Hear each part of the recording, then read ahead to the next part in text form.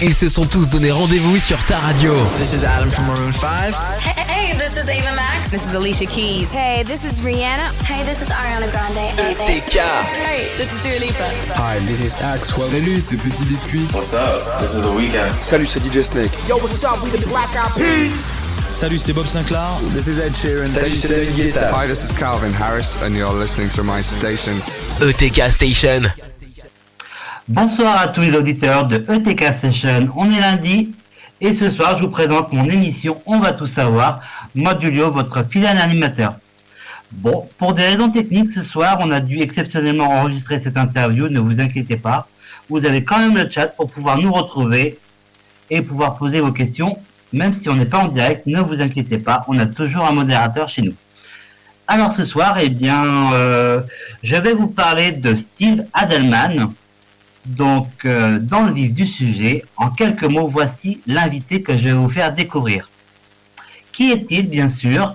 C'est un écrivain qui, il y a quelques années, a décidé de franchir le pas en tant qu'écrivain de science-fiction comme il le pensait, mais narrateur dans un tout autre registre pour son premier roman.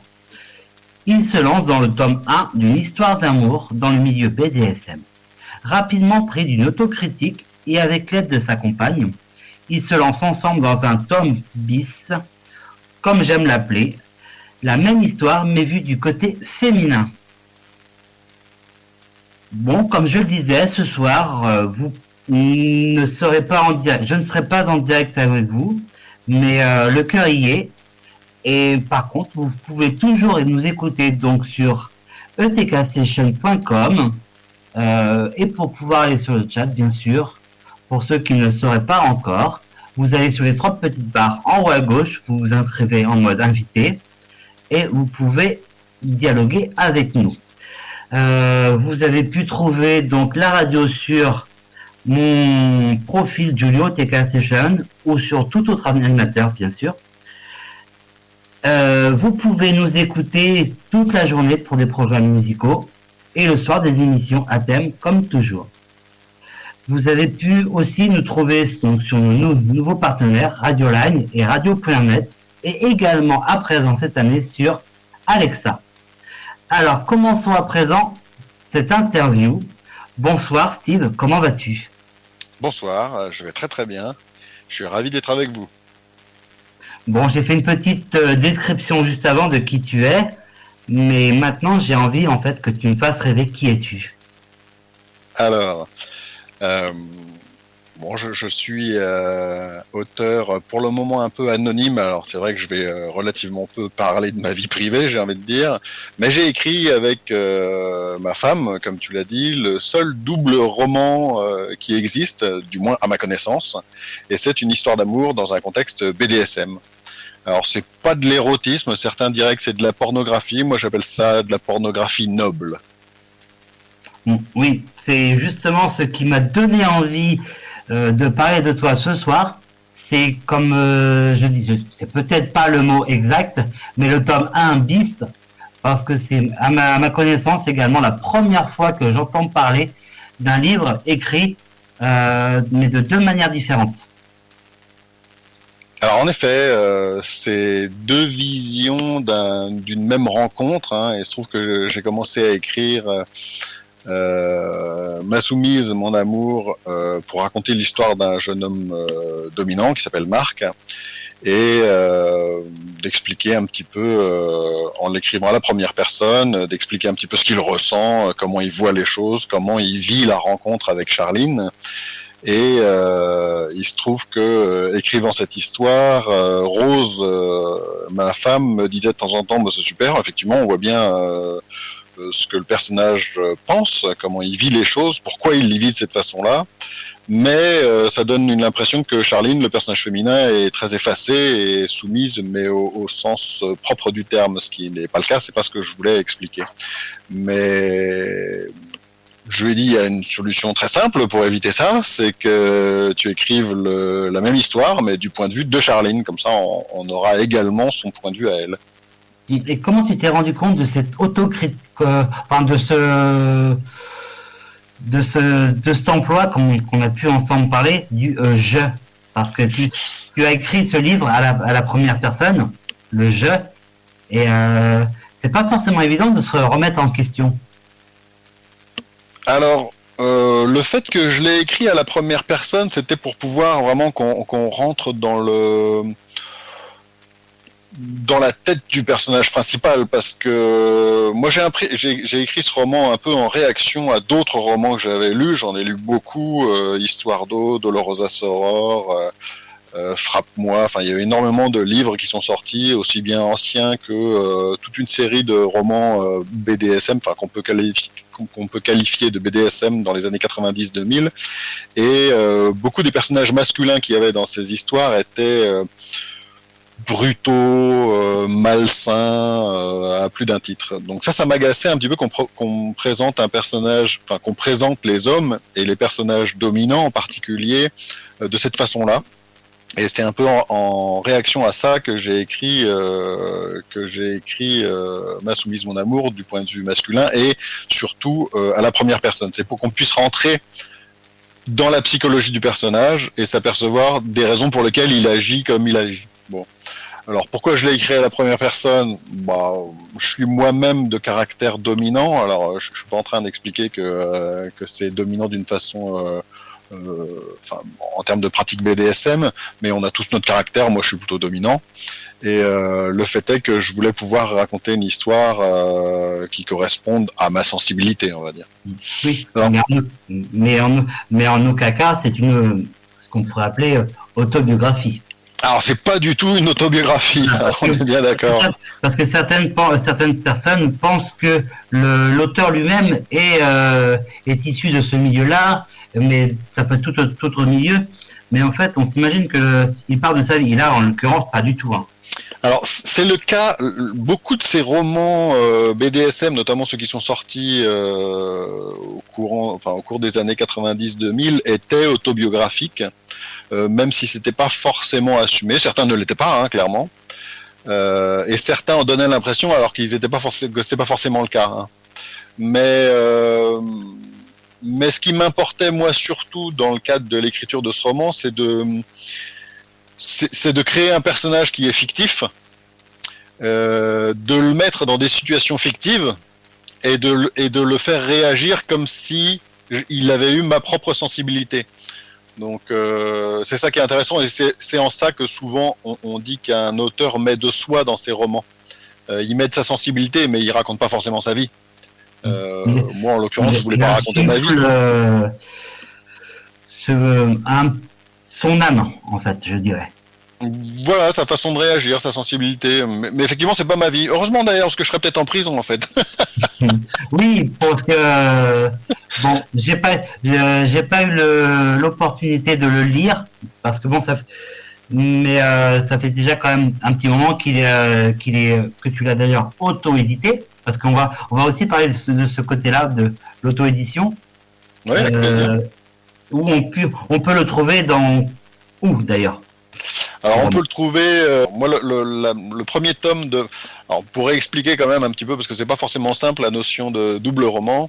Donc la notion de double roman, d'ailleurs, on a appelé ça une série. Hein, ça ne peut être référencé que comme ça, une série qu'on a appelé Maître et Soumise leur histoire. Et Maître et Soumise leur histoire, c'est 2 romans.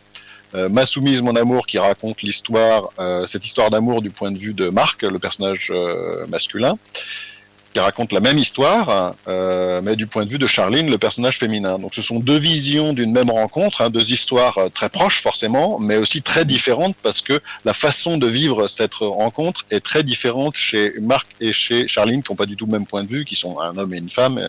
Pour tout un tas de raisons, ils vivent ça d'une façon très différente, d'autant que dans les premiers tomes, donc le premier tome de la version féminine et le premier tome de la version masculine, ils ont une rencontre qui devient très vite passionnelle, qui est très vite axée sur leur relation BDSM, et ils mettent un peu de côté la communication nécessaire à ce genre de relation, à ce genre de pratique qui est toujours nécessaire dans les relations d'amour, mais qui est d'autant plus nécessaire quand on parle de pratiques un peu extrêmes.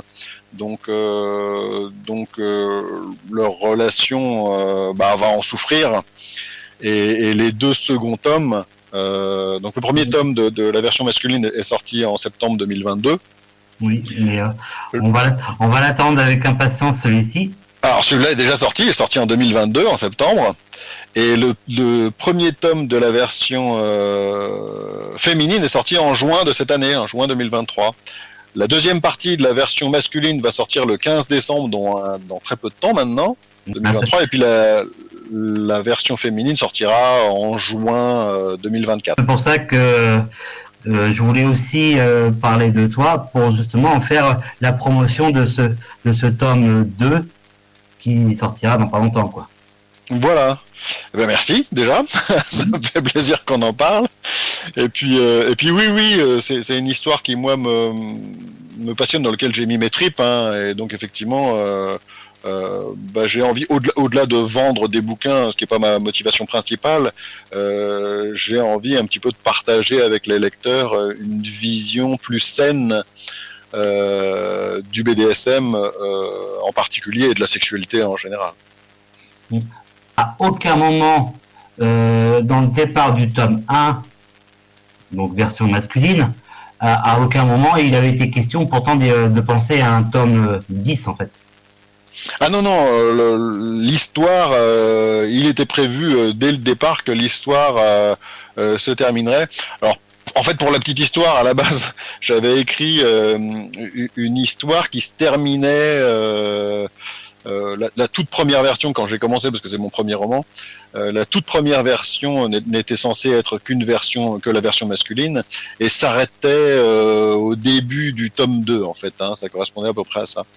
Et puis il se trouve que c'était mon premier roman, comme je viens de le dire. L'histoire était un peu bancale dans le sens où elle était très BDSM au début, et ensuite il y a une remise en question du personnage principal, ce qui fait que il y a moins ce type d'attente, parce que ces livres-là sont quand même attendus par des personnes qui aiment ce type de relations ou qui sont curieux de ça et qui s'attendent forcément à avoir un petit peu de ce qu'on parle de pratique en fait. Il y a un côté excitant dans ces livres qui contribue pour une large part à leur tirage, tout bonnement.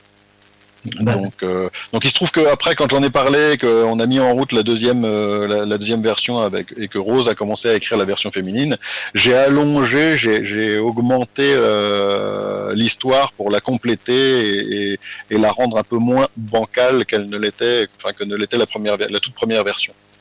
Ah, donc en fait, le tome de Rose a insufflé la réécriture du tome 1 alors. Alors corrigé, je l'ai largement amendé, mais surtout je l'ai complété, j'en ai rajouté.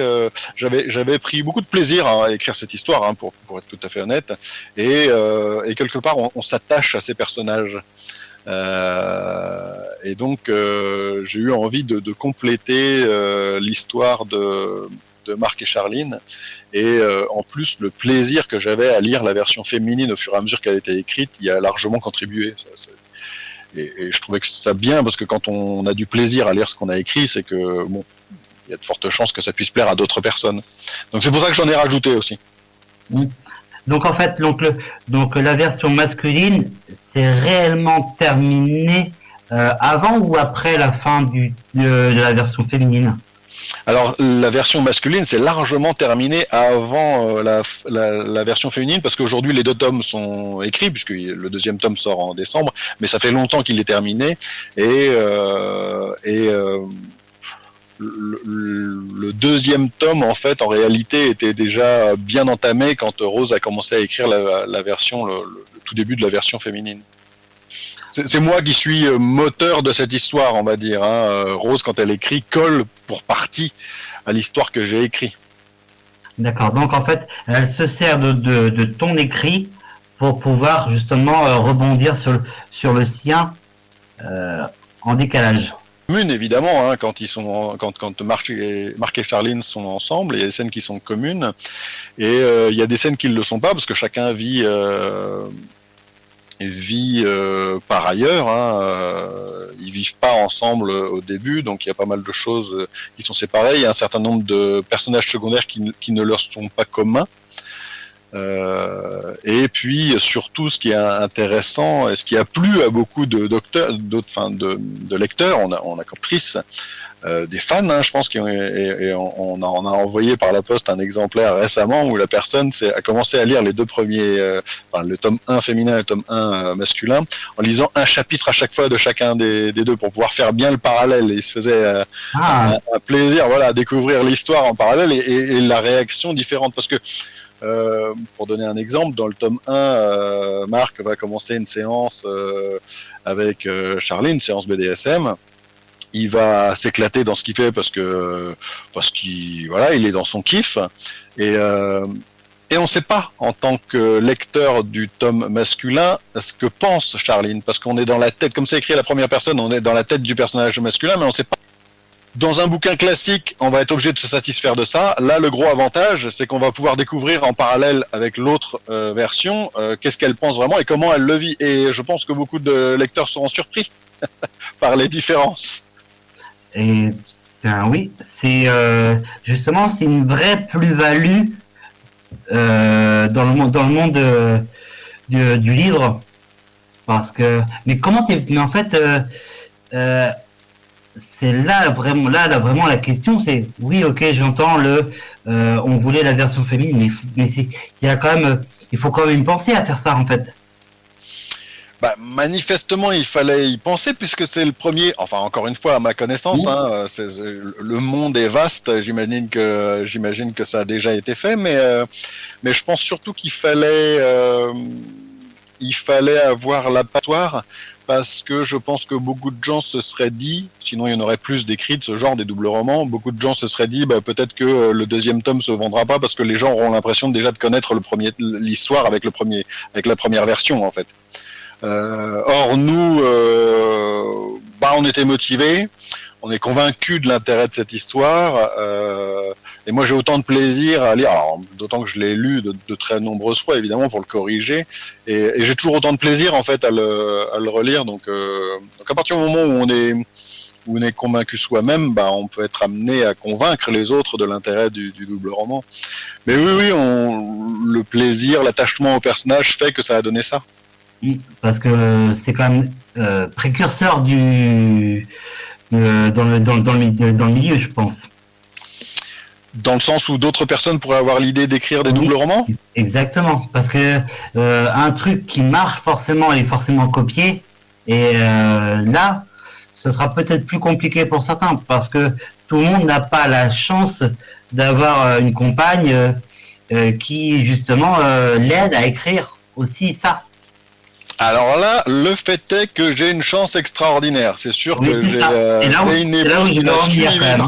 j'ai une épouse qui m'a suivi dans cette aventure. Oui, clairement, j'ai beaucoup de chance de ce point de vue-là. Je l'ai peut-être convaincu aussi. Hein. Petite question. Donc toi, ok, tu t'es découvert écrivain parce que ça faisait longtemps que tu voulais le faire et t'as franchi le pas. Il faut quand même faut reconnaître en avoir la capacité à le faire. Mais donc ta compagne également a cette capacité d'écriture. Alors à la base, elle a même plus de capacité que moi, parce que là faut que je réexplique un petit peu la genèse de ce roman. Comme tu l'as dit au tout début de ta présentation, moi c'est pas ça que je voulais écrire. Moi je voulais écrire de la science-fiction, et je trouve que j'ai toujours beaucoup lu la science-fiction, c'est quelque chose qui me plaisait beaucoup. Et quand j'ai commencé à écrire, je me sentais pas d'écrire de la science-fiction, parce qu'en fait la science-fiction c'est compliqué à écrire. Avant de commencer à écrire la moindre ligne, il faut construire un monde cohérent, immersif, quelque chose qui va vraiment capter l'attention. Enfin, ça nécessite, pour ma part en tout cas, ça a nécessité, parce qu'il est déjà écrit le roman de science-fiction. Pour ma part, ça a nécessité 2 ans de travail. Juste la création du monde, j'en ai écrit 500 pages, quoi. Il fallait tout créer, les bestiaires, les planètes, enfin tout. Et comme j'avais pas d'expérience d'auteur, et qu'en plus je suis plutôt, je suis plutôt scientifique, hein, j'ai une formation initiale qui est plutôt scientifique, ensuite j'ai fait en tout cas j'étais pas dans le domaine j'étais pas littéraire, Et j'ai même une certaine aversion pour le français, pour être tout à fait honnête. Hein. La grammaire française, c'est quand même un peu le cauchemar. C'est l'usine à gaz. Je me souviens un petit peu de cette conversation qu'on a eue tous les deux. Ouais. On a quand même une langue truffée d'exceptions qui sont quand même difficiles à justifier du point de vue de la logique. donc voilà, j'étais pas littéraire à la base, alors que c'est la formation initiale de ma femme. Donc et en plus, moi je voulais donc écrire de la science-fiction, mais je me suis dit la science-fiction d'emblée, si je commence à écrire ça en premier, le challenge est trop important pour écrire le livre de qualité que je voulais écrire. Donc je me suis dit une romance, ça me paraît mieux. Ça me paraît plus facile à écrire, et le fait est qu'en 2 heures j'avais un plan et je me suis lancé tout de suite. Alors j'avais déjà pensé à une histoire. Hein, je me suis pas juste dit tiens je vais écrire une petite histoire comme ça pour rigoler, mais disons que c'est quand même bien plus facile à démarrer. C'est contemporain, enfin c'est bien plus simple. Donc voilà pourquoi j'ai commencé par cette histoire là. Parce que oui, pourtant, je trouve que quand même, t'as quand même une autocritique de toi quand même assez dure. C'est-à-dire ? Eh ben, ne pas vouloir commencer par un sujet de science-fiction parce que tu doutais de tes compétences, alors que pourtant, je pense que t'en avais largement les compétences. Hein. Alors, est-ce que je doutais de mes compétences ? Je suis pas sûr, parce qu'en général, je suis plutôt sûr de moi. C'est peut-être surtout parce que je voulais sortir un chef-d'œuvre. C'est peut-être surtout parce que je voulais sortir quelque chose de bien et que j'étais exigeant avec moi-même. Moi, je pense que c'est plutôt ça. Et bien, en tout cas, tiens, d'ailleurs, petite question. Est-ce que tu as eu le chef-d'œuvre que tu voulais alors ? Est-ce que je pense que mon roman de science-fiction est un chef-d'œuvre ? Non. Justement, ton tome 1, est-ce que pour toi c'est un chef-d'œuvre ? Est-ce qu'il a été salué par les critiques ? Dis-nous-en un peu plus parce que... Alors, je peux pas dire ça moi-même d'abord parce que si j'avais envie d'écrire quelque chose de qualité, je me suis aperçu avec le temps que c'est pas à l'auteur de dire ça en fait. C'est au lecteur de dire si c'est un bon bouquin ou pas. Donc aujourd'hui, on a quelques lecteurs qui nous ont fait des retours sympathiques. Maintenant, dire que c'est un bon bouquin, moi je le pense. Je vais pas dire le contraire, sinon je l'aurais pas publié. J'aurais estimé que c'est pas à la hauteur. Mais c'est vraiment au lecteur de lire. Et puis en plus, ce livre, il est un peu particulier, m'a soumise mon amour, parce que au début du roman, le personnage principal, il est un peu suffisant, il pense qu'il est un peu supérieur, il se fait des idées un peu, il est jeune, hein, il a 28 ans, Marc, quand l'histoire commence. Il n'a pas d'expérience du BDSM, il se sent dominant, mais lui dominant d'une façon générale dans la vie de tous les jours, pour tout. Il est chef d'entreprise, ça a bien marché, ce qui fait qu'il a une idée de lui-même, voilà, il se sent supérieur, quoi. Et comme il se sent supérieur, il est un peu suffisant. C'est un bonhomme qui donne pas forcément envie. Enfin, c'est pas un modèle de modestie, on va dire. Hein. Et l'histoire va l'amener à se remettre en question, à voir que il n'y a pas que sa façon de voir les choses, qu'il faut qu'il apprenne à mieux communiquer. Et cet échec initial avec Charline va l'amener à se remettre en question. Donc d'emblée, quand on rentre dans le premier chapitre, est-ce qu'il donne envie ? Je suis pas certain. Il faut avoir cette curiosité d'aller au bout. Voilà. Il faut vraiment gratter après le premier chapitre pour avoir envie d'aller plus loin, pour vraiment apprécier ce livre. Voilà. C'est une histoire intimiste. Donc rentrer dans la tête de quelqu'un qui croit qu'il est supérieur, c'est pas forcément quelque chose d'agréable, quoi. Et pour le coup, est-ce que c'est voulu, alors, cette écriture ? Alors oui, c'est voulu. Toute l'histoire, c'est justement sa remise en question, c'est sa découverte de l'amour qu'il ne connaissait pas avant, il n'avait jamais été amoureux. Et chacun découvre l'amour dans la vie d'une façon différente. On a tous des histoires très différentes, on a tous une façon différente d'aborder l'autre. Dans un couple, et là c'était la façon que je voulais décrire en fait. que je trouve intéressante. En fait, on a une vision, en France en particulier, des personnes dominantes qui, moi, me dérangent un petit peu. Autant dans d'autres romans BDSM, on présentait des monstres, autant les gens dominants peuvent paraître désagréables, les gens dominants au travail, par exemple, qui s'imposent, qui sont une force de proposition, ça peut être désagréable par moment. Autant j'ai la sensation qu'on minimise les qualités de ces gens-là. Oui, tu avais un petit peu à cœur de casser certains codes. Voilà, clairement, ouais. Parce que oui, on a tendance, comme on disait, on a tendance à diaboliser le milieu BDSM, dominant, autosuffisant même. Et tu avais à cœur, via ce premier chapitre, donc à mettre ça en avant et à le casser derrière. Alors le premier chapitre s'appelle le projet de vie, en fait, hein, c'est comment il envisage ça, parce qu'il ne l'envisage pas que d'un point de vue relation BDSM. Il pense vraiment qu'il va construire sa vie autour du fait qu'il est dominant, et pas que d'un point de vue BDSM. Il se rend pas bien compte qu'il est un petit peu manipulé par ses propres pulsions, hein. Il a 28 ans, il est jeune, hein, il est sorti de l'adolescence, mais enfin ça bouillonne encore, j'ai envie de dire, surtout qu'il n'en a pas l'expérience, donc oui, mais il va découvrir la vie, et la vie lui fera pas de cadeau. Oui. Que son petit côté autosuffisant va vraiment lui faire découvrir la vie, semble-t-il. Il va faire des erreurs. Et quand on croit disons que quand on est dominant, comme je l'ai décrit ce personnage-là, on a tendance à croire qu'on a parfois raison quand c'est pas le cas, et surtout quand c'est pas le cas, on met plus de temps. En tout cas, ça va être ce personnage-là, ça va être son histoire. Il va mettre plus de temps peut-être que les autres à s'en apercevoir, à se remettre en question. Cela dit, les qualités de ce personnage-là, c'est qu'une fois qu'il commence, il va faire les choses bien, quoi. Il fait toujours les choses à fond. Et si on spoil un petit peu le début de cette histoire, la rencontre avec Rose. Alors, la rencontre avec Rose, c'était la mienne. La rencontre avec Charline. Avec Charline, pardon, excuse-moi. Avec Charline, excusez-moi. Il n'y a pas de souci. La rencontre avec Charline, alors comment elle se passe? Est-ce qu'ils sont toujours vraiment déjà tout de suite dans le côté dominant, ou il est quand même glissant rapidement? Je peux en raconter un petit peu, parce que les 10 premiers pourcents, on va dire, du livre sont accessibles directement sur mon site, en fait, hein.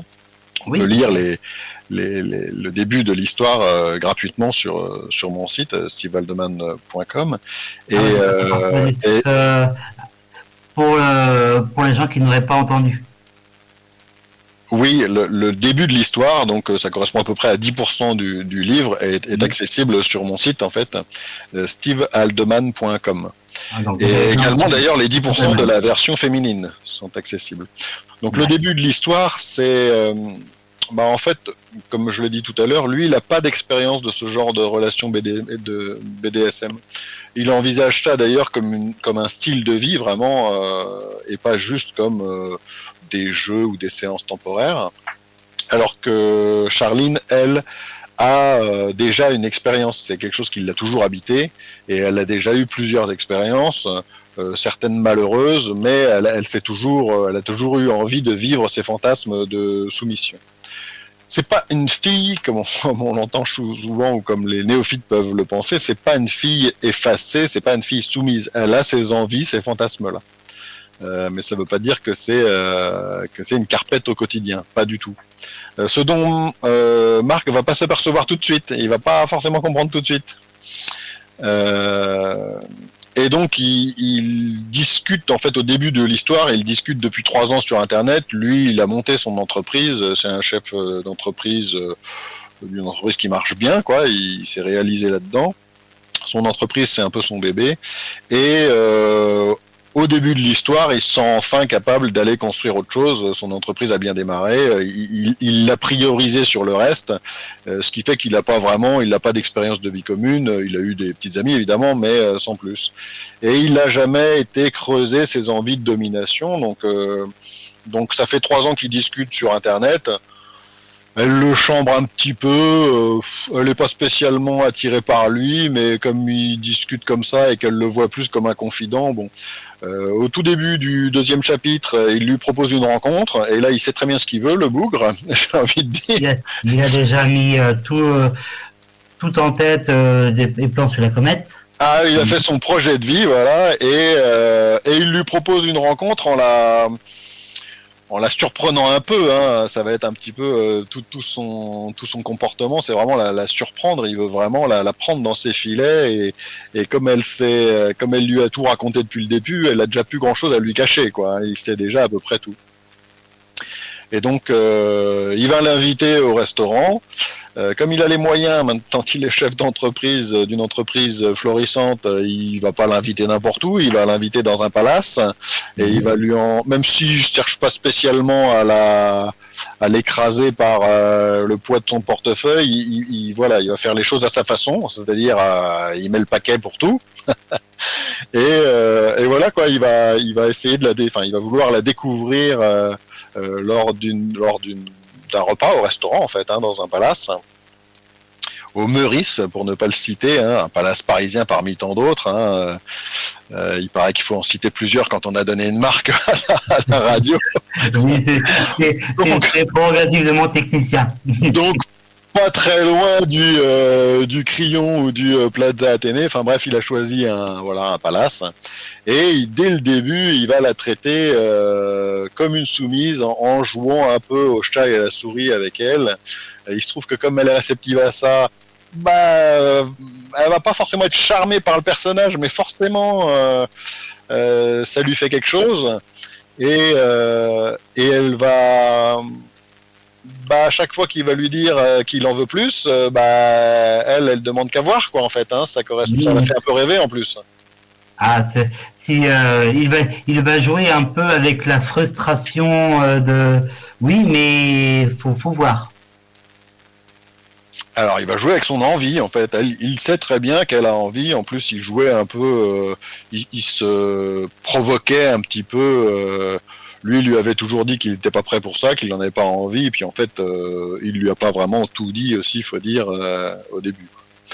Donc toute l'histoire du premier tome, c'est ça. Ils vont de plus en plus créer cette relation, mais uniquement sur des bases BDSM, avec beaucoup d'émotions, beaucoup de cérébralité et des pratiques très abouties, de plus en plus extrêmes. Ils vont, au fil de l'histoire, ils vont apprendre à se connaître, et ils vont apprendre à aller un peu plus loin. Alors, ils vont apprendre à se connaître, oui et non, dans le sens où ils vivent ces pratiques de façon très aboutie, mais ils se parlent pas, et c'est un peu de sa faute. Lui, il ne la voit que comme soumise.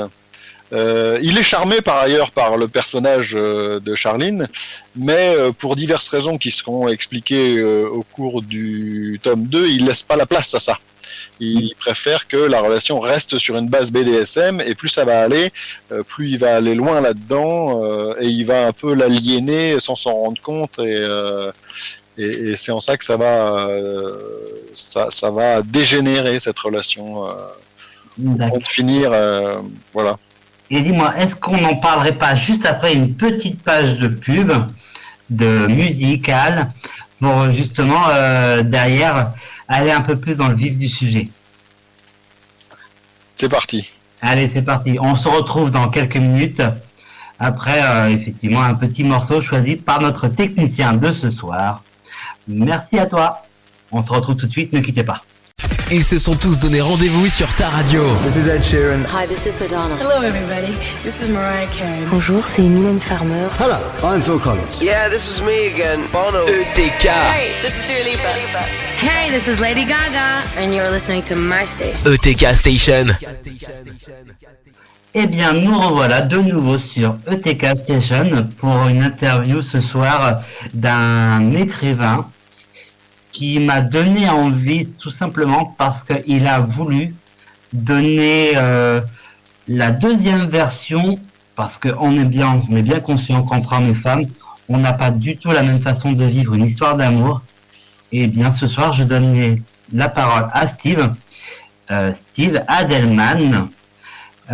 Pourquoi cette écriture? Donc c'est ce qu'on a vu ce matin. On a vu pour le coup la réécriture avec ta compagne et on a commencé un petit peu à développer donc l'histoire, cette intrigue. Dis-moi-en un peu plus sur tout ça, sur le reste. Alors, je vais pas forcément beaucoup plus parler de l'histoire elle-même parce que je veux pas spoiler les lecteurs, hein, tout bonnement. En revanche, c'est vrai que le choix d'écrire un roman BDSM n'était pas anodin pour moi, donc je peux te parler de ça, je peux vous parler de ça si t'en as envie. Mais bien sûr, mais moi j'ai vraiment envie de ça parce que on a fait une pré-interview il y a quelques jours et j'ai appris à connaître le personnage, enfin l'auteur et le personnage du livre. Et oui, sincèrement, moi je suis friand de tout ça. D'accord. Donc tu peux tout à fait m'en parler et je pense que les auditeurs en fait sont là aussi pour découvrir en fait qui est Steve Adelman pour ceux qui ne le connaîtraient pas encore et quel est ce livre, le tome 1, puis le tome 2, puis la version féminine, puis la version féminine qui arrivera l'année prochaine. Tout ça en fait moi j'ai envie de découvrir et envie de te faire découvrir et justement faire la pub de ce tome 2 qui doit arriver le 15 décembre si je ne me trompe pas, c'est ça? Oui, c'est ça, le tome 2 de la version masculine. En fait, moi j'écris que par passion en fait, hein. Je suis pas auteur édité par une maison d'édition, je suis auteur édité, c'est un choix, même si j'ai cherché par le passé à trouver une maison d'édition, c'était dans le but d'avoir une idée de la qualité du roman que j'avais pondu. Comme j'ai dit, moi j'étais pas littéraire de formation et je savais pas ce que ça valait en fait. Comme je l'ai dit tout à l'heure, c'est pas à l'auteur de dire si son roman est de bonne qualité ou pas, c'est au lecteur et éventuellement aux éditeurs. Donc j'avais cherché, j'avais envoyé la toute première mouture quand il n'y avait pas encore de version féminine, je l'avais envoyé à différents éditeurs. Et il se trouve qu'un éditeur spécialisé dans ce domaine-là, dont j'espérais bien une réponse, qui sont les éditions blanches, notamment de Frank Spengler, qui est un peu le pape de l'érotisme, m'avait répondu et j'avais pu l'avoir au téléphone et il m'avait encouragé parce qu'il m'avait dit que oui, il trouvait que ce bouquin était très intéressant et pourtant c'était que la première version qui a été largement corrigée ensuite, hein, même si j'avais déjà fait attention à ce que je lui avais envoyé. Et ça l'intéressait, mais il y a des modes dans la littérature et il se trouve que la littérature BDSM, ça se vendait bien dans les années 70, ça s'est bien vendu ensuite début des années 90 jusqu'à la fin des années 2010 et puis en ce moment c'est plutôt un creux pour ce qui concerne le BDSM, en tout cas en littérature. Alors évidemment tout le monde me répondra bah oui mais il y a quand même 50 nuances degrés qui est sorti depuis, sauf que 50 nuances degrés c'est pas du tout la même chose, c'est un conte moderne. Oui, ça me fait doucement sourire effectivement. Ouais. Donc c'est un conte moderne. J'ai écrit un article sur mon site à propos de ce bouquin qui a été beaucoup décrié d'ailleurs, mais qui a beaucoup plu aussi en même temps. Hein, il faut bien le dire. Hein, quand même, s'il a été lu à des millions d'exemplaires, c'est pas par hasard. Mais effectivement, pour ceux qui apprécient le BDSM, bon. On est sur une caricature d'ailleurs d'une auteure qui a priori critique beaucoup ces relations-là. Bon. Moi, il se trouve que j'avais une raison bien particulière qui m'a amené à écrire du BDSM. D'abord parce que le BDSM, d'une façon générale, j'avais une curiosité pour ça. et en particulier la littérature de BDSM. Moi, j'ai découvert le premier livre de ce genre, j'avais 16 ans, et à 16 ans, je suis tombé dans la bibliothèque parentale sur Histoire d'eau. D'accord. C'était la première fois que je lisais à la fois un roman BDSM et d'une façon générale de l'érotisme. Bon, à 16 ans, Histoire d'eau, c'est la gifle. Hein. J'ai été très clairement beaucoup impacté par ce bouquin pour tout un tas de raisons. D'abord, hein, d'abord, il y avait une excitation face à ce que je lisais. Histoire d'eau, c'est quand même pas n'importe quoi. Et puis, c'est un livre de très bonne qualité. C'est écrit par Anne-Cécile Desclos, enfin sous le pseudonyme Pauline Réage, qui est une femme de lettres, une intellectuelle de haut vol. C'est très bien écrit. On a l'impression de lire du classique en fait. Hein. Et puis je lis à 16 ans le bouquin sans avoir toutes les clés, sans comprendre pourquoi à l'âge où en fait on découvre la sexualité en plus, c'est ça. Il y a un peu de ça, oui. Alors, je trouve ça dommage d'ailleurs. Aujourd'hui, c'est interdit. Enfin, on interdit l'accès à ce type de roman aux jeunes, mais je pense qu'on devrait pas forcément découvrir ça seulement après 18 ans. Il y a des apprentissages qui se font comme ça. Et puis les jeunes, faut pas les prendre pour des idiots. Ça leur plaît pas. Ils savent très bien. Ils vont lâcher le bouquin si ça les intéresse pas. Moi, il se trouve que ça m'a beaucoup intéressé. Effectivement, j'avais pas toutes les billes pour comprendre ce bouquin. J'ai su plus tard pourquoi il avait été écrit. C'était une déclaration d'amour à Jean Paulhan, l'amant de Pauline Réage. Et puis je découvre ce bouquin comme un adolescent, faut bien le dire, hein, en le lisant parfois, en le tenant qu'à une main. Hein, je vous fais pas de dessin. La vie est la vie, n'est-ce pas? Et puis oui, je comprends pas l'attitude de cette femme qui se soumet par amour. J'ai 16 ans, je lis ça en me disant, je lis ce bouquin en me disant mais quelque part en ayant il faut la sauver quoi, qu'est-ce qu'elle fait? Elle est en train de se détruire, ce qui est effectivement le cas. Et puis on se rend pas forcément compte, enfin moi en tout cas je me rends pas forcément compte à ce moment-là que j'ai envie de me l'accaparer en fait tout bonnement. Il y a quelque chose qui me parle en fait. Hein. D'autres livres BDSM, j'en ai lu pas mal quand j'ai commencé à vouloir écrire Ma soumise, mon amour, parce que j'avais cette démarche de ne pas vouloir écrire quelque chose qui avait déjà été écrit. Je voulais pas écrire la même chose que tout le monde. Je m'étais dit si le bouquin que je veux écrire, l'idée que je l'ai, elle a déjà été exploitée par plein d'autres mondes, ça sert à rien. Et en l'occurrence, j'avais une réaction par rapport à tous les livres que j'avais lus, le lien de Vanessa Duriez, de Rosa Soror, de Florence Dugas. Oui, donc tu as fait une vraie recherche avant d'écrire ton propre livre en fait. Voilà, je voulais pas écrire un bouquin qui serait déjà sorti, donc j'en ai lu une bonne dizaine comme ça. Certains m'ont marqué plus que d'autres. Il y a des bouquins de très bonne qualité. La plupart de toute façon étaient de très bonne qualité. Un certain nombre étaient édités d'ailleurs par Frank Spengler via les éditions Blanches. Et donc j'en ai lu tout un tas comme ça, sur lequel d'ailleurs depuis j'ai fait des fiches, des podcasts sur mon site. Et j'ai vu dans ces romans qu'il y avait effectivement des choses qui ne correspondaient pas ou qui me plaisaient pas et que je ne voulais pas écrire et que je n'avais pas retrouvé dans d'autres romans, notamment le fait que beaucoup de personnages masculins étaient très négatifs. On décrivait des monstres. Dans le roman Le Bel Échange de Claudine Galéa, ces hommes-là ont même pas de nom. Hein, ce sont des bêtes, ce sont des bêtes. Des bêtes en quête juste de sexe. Et avide de pouvoir, je dirais même. J'ai pas entendu. Et avide de pouvoir. Dans Le Bel Échange, c'est même pas ça. Hein. C'est vraiment des hommes qui veulent baiser pour se dégorger le poireau. Hein. D'accord. Sachant qu'en plus, effectivement, il y a une notion de patriarcat dans ce bouquin qui est l'histoire de la rencontre de deux femmes, en fait, hein, de l'éducation au plaisir d'une jeune femme par une femme plus mature. Donc ça, déjà, ça me déplaisait. Je voulais décrire un personnage masculin plus positif. Et si je l'ai décrit un peu suffisant au début, c'est justement pour avoir l'opportunité de montrer son évolution au cours du temps. Et te montrer que non, c'est pas un monstre, loin de là, au contraire.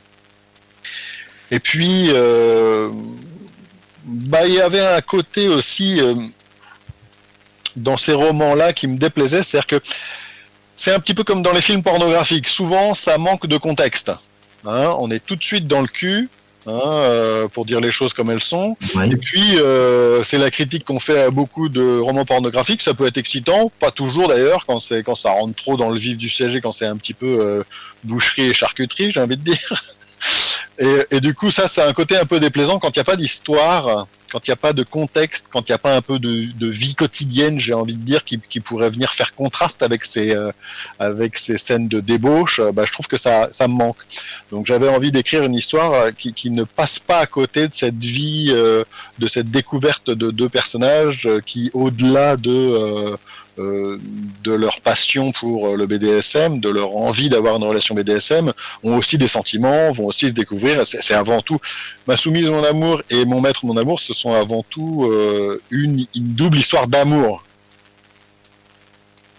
Oui, tu as voulu, avec l'avancement de ce livre, des chapitres, l'humaniser de plus en plus au contact de cette femme, Charline.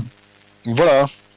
Ils s'influencent tous les deux, et si au début c'est compliqué parce qu'ils communiquent pas assez, ils vont se rendre meilleurs l'un l'autre. D'accord. Donc j'en dis pas trop parce que je veux pas spoiler les gens qui vont le lire, mais c'est avant tout une histoire d'amour.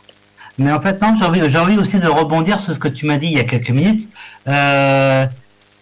Tu fais également, tu as aussi ta chaîne où tu peux justement parler de toutes ces histoires. Alors oui, j'ai un site internet, donc stivaldeman.com, et puis j'ai également créé un podcast. J'écris un article en fait par semaine et j'enregistre une version podcast de ces articles. Donc ça fera bientôt un an. Enfin moi j'ai commencé il y a très peu de temps finalement, c'était au mois de janvier. Et donc je fais un article par semaine avec un podcast qui est diffusé aussi bien sur YouTube que sur tous les diffuseurs classiques de podcasts, Deezer, Spotify, Apple Podcast et compagnie. Oui, parce que c'est là aussi je voulais mettre en avant parce qu'il y a ce livre magnifique, cette histoire magnifique plutôt, et il y a aussi l'homme derrière, Steve Adelman, qui ne fait pas non plus que ça en fait, qui n'a pas fait que ça. Alors c'est vrai que alors de façon pratico-pratique, j'avais pas vraiment d'idée sur la façon de comment fonctionnait le monde du livre quand j'ai commencé à m'intéresser à la publication de notre double roman, et je savais pas trop comment en parler pour le faire connaître, parce que je m'étais dit c'est bien d'écrire un bouquin, j'étais convaincu de la qualité de ce bouquin, je le suis toujours évidemment, mais il fallait apprendre à en parler. Et parce qu'un bon bouquin, si on n'en parle pas, en France il sort 70 000 bouquins par an, donc ça fait 200 bouquins par jour. Il fallait trouver une façon de sortir du lot. Donc je me suis dit, voilà, il faut communiquer sur les réseaux sociaux évidemment, mais j'ai créé un site internet et puis je m'étais dit, je vais montrer un peu quel est mon univers. J'avais l'impression d'avoir des choses à dire, j'ai l'impression d'avoir des choses à dire toujours. Du coup j'ai écrit un article par semaine sur différents sujets, sur des livres qui m'ont plu. Parce que même si j'ai des critiques à faire sur ces livres-là qui correspondaient pas à un idéal littéraire pour moi, ce sont des livres qui m'ont beaucoup plu, Histoire d'eau et compagnie, et ceux que j'ai déjà pu citer, plus d'autres dont on retrouve des articles qui en parlent sur mon site. Et puis je créais aussi, je parlais aussi de ce que j'appelle des pépites culturelles, des sites internet qui m'ont intéressé. J'ai aussi fait je fais aussi des articles sur tous les problèmes spécifiques de la publication du monde du livre, et puis également, ce sont les articles qui quelque part me motivent le plus, sur des thèmes de discussion. Donc j'abordais de cette façon-là la sexualité d'une façon générale et le BDSM en particulier, parce que je trouve qu'il y a une vision en France en particulier, c'est pas forcément le cas dans d'autres pays, mais il y a une vision d'une certaine frange de la population en France qui voit non pas la sexualité, mais le plaisir sexuel comme quelque chose de mauvais. quelque chose dont il faut pas parler. Donc ça me dérangeait et je voulais pousser un peu des idées dans ce sens-là, casser les idées reçues sur la sexualité. Et Dieu sait qu'il y a beaucoup de choses à dire dans ce domaine-là. Donc j'ai écrit plusieurs articles. Certains, je peux donner quelques exemples. Là, dans ce domaine-là, j'ai écrit un article sur les fantasmes, sur les hommes maths, et pour expliquer qu'est-ce qu'on mate, parce que c'est bien gentil de dire que les hommes matent, mais bien souvent on se rend pas bien compte de ce qu'ils matent réellement. Sur le BDSM, qu'est-ce que c'est, la liberté d'expression, quelque chose qui m'intéressait au premier chef quand on écrit de l'érotisme. L'éducation sexuelle, le plaisir anal masculin, le BDSM versus la pudibonderie, une vision de l'homosexualité par un hétérosexuel, moi en l'occurrence. Et puis j'ai un certain nombre d'articles en préparation sur la féminisation, la pornographie, les travailleurs du sexe, la vision du BDSM par ceux qui pratiquent, est-ce qu'ils associent ça ou pas à l'amour. Tout le monde a des pratiques différentes. Donc voilà, il y a plein de sujets qui m'intéressent et je voulais pouvoir en parler. Eh ben tu vois, en fait, tu me donnes une idée, en fait. J'ai l'impression tu as exactement la même vision que nous on peut avoir sur cette radio, où justement on exprime, et comme je peux dire des fois, c'est pas péjoratif, hein, mais on explique sa sexualité pour les nuls, ou l'ouverture d'esprit pour les nuls. C'est pas péjoratif bien sûr, mais c'est que on n'a pas tous la même ouverture d'esprit au même moment, et si on a quelqu'un qui peut nous aider à l'ouvrir, cette conscience-là. Et en fait, je trouve qu'avec les mots qu'il vient de dire, en fait, tu aurais presque limite tout à fait ta place chez nous, hein. Et pourquoi pas même dans notre émission avec Eric, où justement on explique tout ce que tu viens d'expliquer, en fait. Hein. D'accord, pourquoi pas, avec plaisir. on va essayer de trouver le moyen de te débaucher. Donc oui, la sexualité, il y aurait beaucoup à dire, mais bon voilà, c'est ce qui était au début une façon de faire ma promotion et à diverger un petit peu parce que je me sens très très concerné par ces sujets. Je trouve que en particulier, c'est intéressant ce que tu disais tout à l'heure. Tu disais il faut expliquer, c'est un peu la sexualité pour les nuls. C'est quelque chose qui malheureusement est nécessaire, notamment parce que on n'a pas d'éducation sexuelle en France, quoi. L'éducation sexuelle, c'est quelque chose qui est obligatoire depuis 2001 et c'est jamais fait ou pas assez fait. Parce que tout simplement les profs ne sont pas formés pour. On leur apprend dans l'éducation nationale à telle et telle matière. Donc un prof de maths, un prof de français, de toute autre matière. Mais par contre, on leur apprend pas à être pédagogue dans la sexualité. On leur apprend pas et puis la loi n'aide pas spécialement. On a une loi aujourd'hui en France qui dit la liberté sexuelle, enfin ce qu'on appellerait une majorité sexuelle à 15 ans. Mais on interdit aux gamins d'aller regarder de la pornographie. Et quel intérêt, j'ai envie de dire, hein. Vous avez le droit d'avoir une sexualité, mais on vous en parlera pas. Démerdez-vous. Dommage. Ça, c'est limite, je trouve un petit côté démago. Il y a des gens qui sont pas à l'aise avec le sexe. C'est un peu la même chose pour la pornographie. C'est-à-dire qu'on reproche à la pornographie de pervertir nos enfants, alors que au lieu de le reprocher ça à la pornographie, on ferait bien de les accompagner dans la consommation de la pornographie. Et ça, même si des gens peuvent sur le papier être d'accord,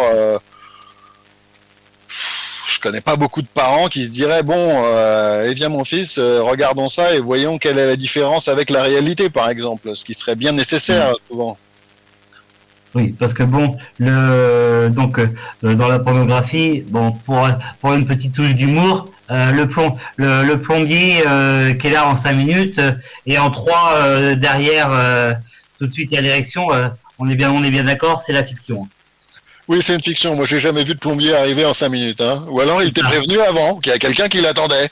C'est ça. C'est là où il faut comprendre, où c'est pareil, on a même tendance à expliquer que la sexualité pornographique n'est pas non plus la vraie, c'est pas la vraie vie, quoi. C'est amusant d'ailleurs ce que tu dis, parce que cet exemple-là du plombier, c'est un exemple que j'ai entendu dans la bouche de Jean-Paul Brigelli, qui est auteur. Il y a toute une histoire encore. J'ai écrit 3 articles là-dessus, mais je peux pas l'affirmer, mais en tout cas lui le dit. Il serait l'auteur de l'Orosa Soror. De l'Orosa Soror, c'est un roman qui a été signé du pseudonyme de Florence Dugas et qui est censé être une femme, sauf que ce serait lui qui l'a écrit. Alors c'est un très bon bouquin au passage d'ailleurs. Et je l'ai vu dans une interview utiliser cet exemple du plombier, et là, effectivement, qui arrive dans 5 minutes. Mais effectivement, ce serait intéressant aux gamins de leur expliquer que, non, il y a tout un tas de choses enfin, il y a une différence entre ce qui est montré par la pornographie et ce qui est la réalité qui est très importante. Se protéger, c'est une idée c'est peut-être quelque chose que je ferai d'ailleurs à l'avenir, mais c'est une idée que j'ai envie de pousser, ça. Ce serait bien de faire des films pornographiques, puisque de toute façon on fait faire le boulot par la pornographie, alors que ça devrait pas être le cas, mais ce serait bien de faire un film pornographique éducatif. C'est-à-dire que montrer les dessous, montrer que si ils baisent sans capote, c'est qu'avant ils font des tests, etc. Alors il y a des gens qui se sont lancés dans la pornographie éthique. Il me semble qu'il y a deux réalisatrices, notamment ex-actrices, qui se sont lancées là-dedans pour faire des films un peu plus réalistes de ce point de vue-là. Et puis il faudrait leur apprendre que c'est fait pour être excitant, c'est pas fait pour être réaliste. Et c'est dommage d'avoir du mal à le dire, parce que quand on montre un film de super-héros, là ça pose pas de problème. Ils font n'importe quoi, ils s'explosent, ils se prennent des grenades dans la tronche, ils ont rien, ils ont pas une égratignure. Bon, pourquoi on n'est pas capable de dire la même chose de la pornographie et de la sexualité d'une façon générale? Enfin, bon, il y a énormément de choses à dire. Moi, c'est vrai que je suis passionné. Je pourrais en parler des heures. Eh ben, ce que je peux faire éventuellement, on peut se recaler, tu vois, en fait, une émission, mon émission du mercredi, où là, on pourra parler d'un sujet comme ça, parce que t'es une personne très ouverte d'esprit, avec un vrai potentiel de débat derrière. Avec plaisir. Parce que on va dire que ce soir, j'avais vraiment à cœur de faire connaître qui est Steve Adelman et pourquoi il est arrivé. Je vais te couper la parole parce que tu dis Adelman, j'aurais dû te reprendre depuis le début, c'est Aldeman. Aldeman, pardon. Il n'y a pas de souci, il n'y a pas de problème. Et parce que voilà, et pourquoi tu es arrivé sur cette radio? Parce que t'es pas arrivé là par hasard. On a forcément entendu parler de toi parce qu'effectivement, t'as un vrai potentiel et je voulais qu'il n'y ait pas que moi qui le sache. C'est très gentil, ça me fait très plaisir. Mais voilà, donc on va arriver au terme de cette heure et on en a eu suffisamment pour nous donner envie de lire cet homme. Version masculine, version féminine. Eh bien, j'ai envie de te dire maintenant, qu'est-ce que ça pourrait être le mot de la fin de cette interview? Qu'est-ce qui t'a donné envie de passer 1 heure de temps à nous expliquer pourquoi, en fait, qui tu étais? Alors, la passion, tout bonnement, tous ces sujets-là m'intéressent beaucoup. Et je trouve ça très intéressant. J'avoue aussi que c'est la première fois que je suis interviewé, j'aime bien le dire, moi j'ai rien à cacher, et ça me faisait très plaisir aussi, j'avoue, je suis toujours preneur de toutes ces nouvelles expériences, mais c'est vrai que ma motivation principale, c'est un petit peu casser les idées reçues, les idées malsaines sur la sexualité, et le BDSM en particulier, qui est très mal vu, et voilà, avoir eu l'opportunité de le faire en écrivant ce livre, et en passant 1 heure avec vous là sur TK Station, c'est quelque chose qui me tenait à cœur. Et je vous en remercie bien. Moi je dirais plutôt non. C'est moi plutôt qui te remercie parce que c'est peut-être mon émission, mais en fait mon émission elle vit grâce à vous tous.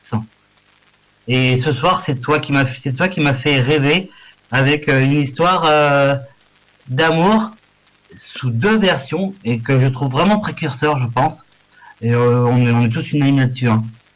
Et vraiment, merci à toi de nous avoir parlé de l'homme, de ce livre, de ces livres, un petit peu pour le coup de ce qui a prévaut tout ça, donc ta compagne qui t'a beaucoup aidé, hein, c'est ça. Hein. Ah, énormément, oui. Énormément, plus qu'aider. Donc vraiment, pour le coup, c'est moi qui te remercie en fait. Bon. Et pour le coup, ce sera mon mot de la fin. Moi. Merci à tous, merci à toi, Steve. Et sincèrement, j'ai passé une heure très très agréable. Merci. Et pour le coup, eh bien, j'invite toutes les personnes qui seraient donc dans la même catégorie que Steve, donc ou écrivain, ou dans d'autres catégories comme vidéaste qu'on a eu la semaine dernière, ou comme actrice de X qui vit aussi un passage très difficile dans sa vie, ou dans les prochaines émissions qui vont arriver d'interview, où justement je vais avoir une personne qui est en fauteuil roulant qui va nous expliquer un peu sa vie à travers ça, comment elle le vit au quotidien. J'ai aussi dans les tuyaux une personne qui s'occupe du côté esthétique, maquillage, de personnes qui sont en fin de vie, donc pour les rendre plus belles émotionnellement, au-delà du côté physique. Et bien du coup, j'invite toutes ces personnes-là à venir me contacter sur ma page Julio TK Session ou sur celle de tout autre animateur, si vous les avez en ami. Et oui, on va parler. Et donc dans les prochaines émissions également, parce que vous le savez, moi j'ai la chance d'avoir 2 émissions. Et la deuxième avec mon compère Eric, où là on va parler cette fois-ci donc pas d'une interview mais d'un débat sur différents sujets. Et celle de mercredi, je viens d'avoir le sujet. Alors officiellement c'est les pratiques sexuelles selon la taille du pénis. Oui, c'est qu'on n'y pense pas, mais si vous avez une verge de 3 cm ou si vous en avez un micro-pénis, ou si vous avez vous êtes membré à 28 ou 30 cm, vous n'allez pas du tout faire la même chose. Et c'est là où on va expliquer un petit peu que c'est possible, mais pas tout. Et là, c'est pas l'envie, c'est simplement, on a un corps qui est pas forcément prévu pour. Enfin, on en débattra, vous inquiétez pas. Et on se retrouve mercredi également. Eh bien, en tout cas, je vous remercie tous, auditeurs de TK Station. On se retrouve très, très, très rapidement. Et on vous fait passer le programme aussi dès que tout ça se met en place. Eh bien, je tiens à remercier vraiment tout le monde. Je te remercie, toi encore, Steve. C'était un plaisir. Voilà. Et je confirme, 30 cm, c'est possible, mais pas tout.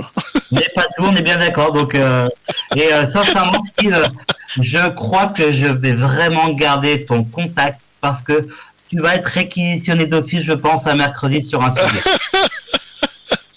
Avec plaisir, avec plaisir. Eh bien, mais en tout cas, merci pour tout. Et donc, je laisse à notre technicien le choix de la dernière musique de fin et je tiens vraiment à remercier tout le monde ce soir. Ils se sont tous donné rendez-vous sur ta radio. This is Ed Sheeran. Hi, this is Madonna. Hello, everybody. This is Mariah Carey. Bonjour, c'est Mylène Farmer. Hello, I'm Phil Collins. Yeah, this is me again, Bono. ETK. Hey, this is Dua Lipa. Hey, this is Lady Gaga. And you're listening to my station. ETK Station.